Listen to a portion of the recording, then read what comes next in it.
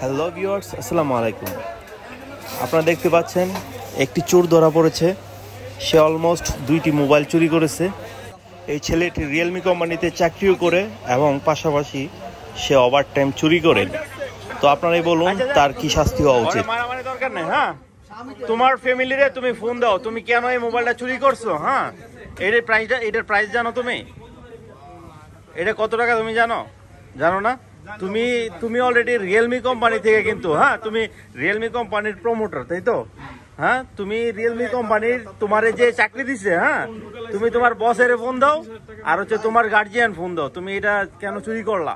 ঠিক আছে, তোমার আর কি মারবে না। তুমি অ্যাটলিস্ট হ্যাঁ তুমি এটা টাকাটা দিয়া তুমি এই মোবাইলটা নিয়ে যাও। ঠিক আছে,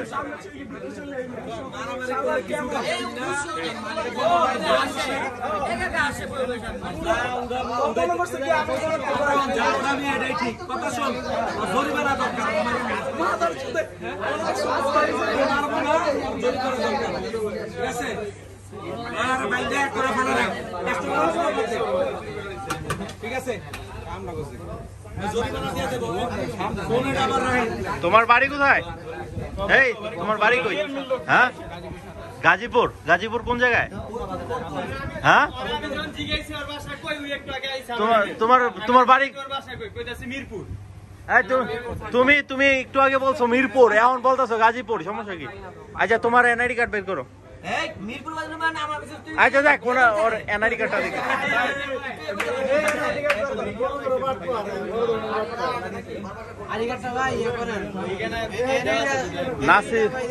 নাজমুল ইসলাম রাকিব,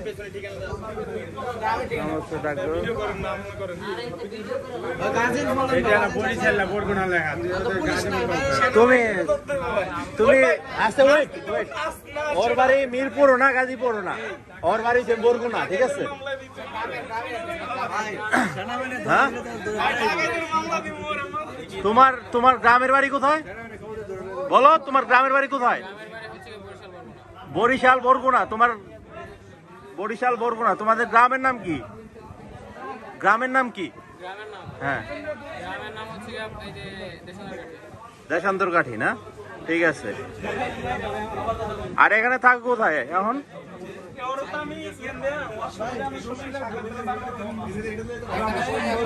এখন থাকো কোথায়? চুপ থাক ভাই।